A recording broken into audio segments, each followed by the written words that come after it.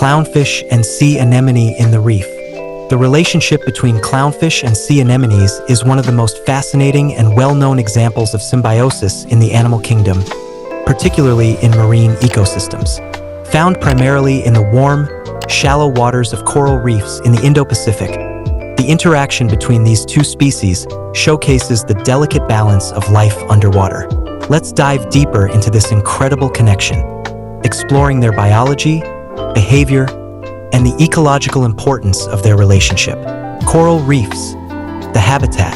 Coral reefs provide the perfect environment for both clownfish and sea anemones.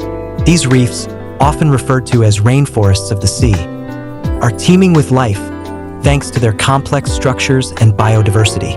The warm, nutrient-rich waters support an incredible variety of species, from tiny invertebrates to large predators. Clownfish and sea anemones are typically found in shallow parts of the reef, where the water is clear and sunlight penetrates. Coral reefs offer them protection and access to food, making them an ideal habitat. The sea anemone attaches itself to a stable surface on the reef, such as a coral or rock, while the clownfish reside within the anemone's tentacles. Clownfish, the tenacious tenants. Clownfish, or anemonefish, are small, brightly colored fish that belong to the family Pomacentridae. There are around 30 species of clownfish, each varying in color and pattern, though they all share a common trait: their close association with sea anemones. Physical characteristics. Clownfish are known for their vivid orange bodies adorned with white stripes, bordered by black. Their small size, typically 10 to 18 centimeters in length, allows them to navigate the intricate tentacles of their sea anemone hosts. They possess a layer of mucus on their skin that protects them from the sea anemone's stinging cells, known as nematocysts. Behavior and diet. Clownfish are omnivorous, feeding on small invertebrates, algae, and plankton. They also scavenge food left by their host anemone, and in turn, help keep the anemone clean by eating debris and deterring predators. Clownfish live in small groups with a strict social hierarchy. The dominant female is the largest in the group, followed by a male partner. The rest of the group consists of non-breeding males. If the dominant female dies, the largest male will change sex and take her place, a behavior known as sequential hermaphroditism. Sea anemones, the guardians of the reef. Sea anemones, often compared to underwater flowers, are actually carnivorous animals related to jellyfish and corals. They use their tentacles, which are equipped with stinging cells, nematocysts, to capture prey such as small fish and plankton. The venom from these cells immobilizes the prey, allowing the anemone to ingest it. Physical structure. Sea anemones are made up of a soft, cylindrical body with an oral disc at the top, surrounded by tentacles.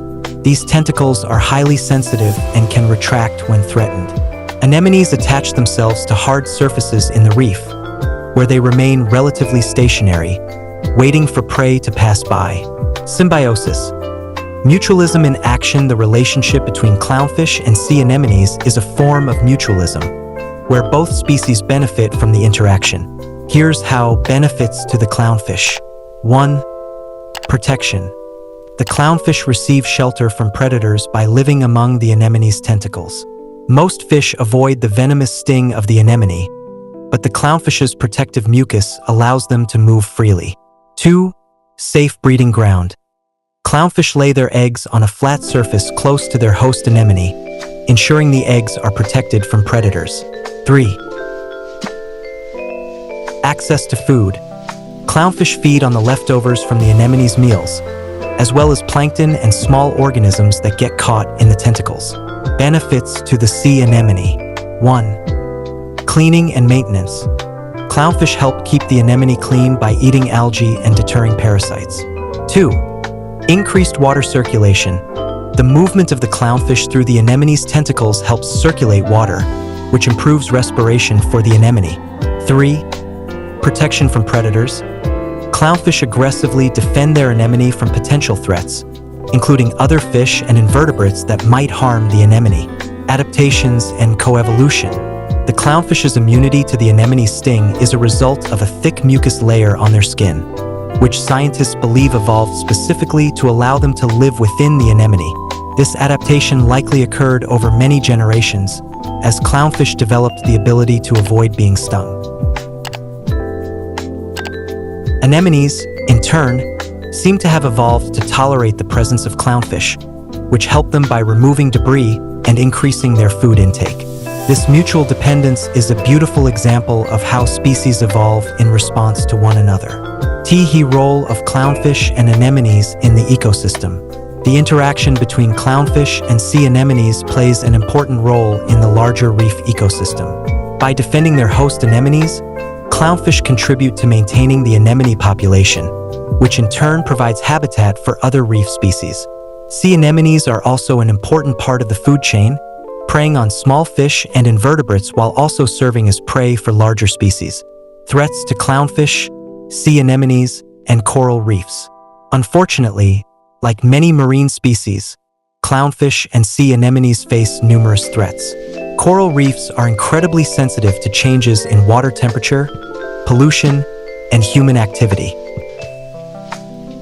Climate change, in particular, has led to widespread coral bleaching, which can devastate the habitats that clownfish and sea anemones rely on. Climate change and coral bleaching. Coral reefs are experiencing the effects of rising ocean temperatures. When the water gets too warm, corals expel the symbiotic algae living within them, causing the corals to turn white, a phenomenon known as bleaching. Without the algae, the coral loses its main source of energy and becomes more susceptible to disease. As the coral reefs decline, so do the populations of clownfish and sea anemones that depend on them for survival.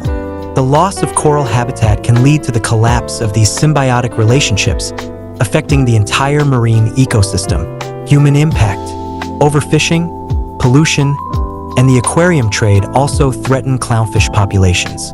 The global popularity of clownfish, fueled by movies and aquarium demand, has led to increased pressure on wild populations.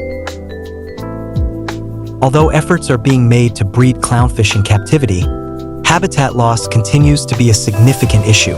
Conservation efforts to conserve coral reefs and protect the species that inhabit them are underway.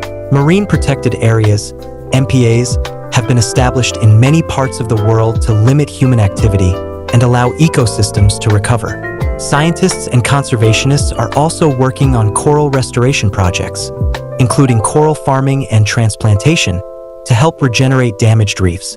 Organizations and governments around the world are also raising awareness about the importance of reducing carbon emissions, limiting pollution, and practicing sustainable fishing to protect marine ecosystems. Conclusion: the symbiotic relationship between clownfish and sea anemones is a remarkable example of how species can evolve to depend on one another for survival. This partnership not only benefits both species, but also plays a crucial role in the health and diversity of coral reef ecosystems.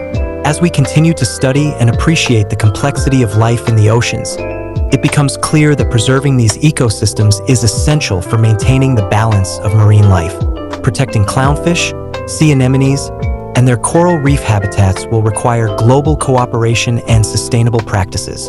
Through conservation efforts and increased awareness, we can help ensure that future generations can witness the wonder of these incredible marine relationships.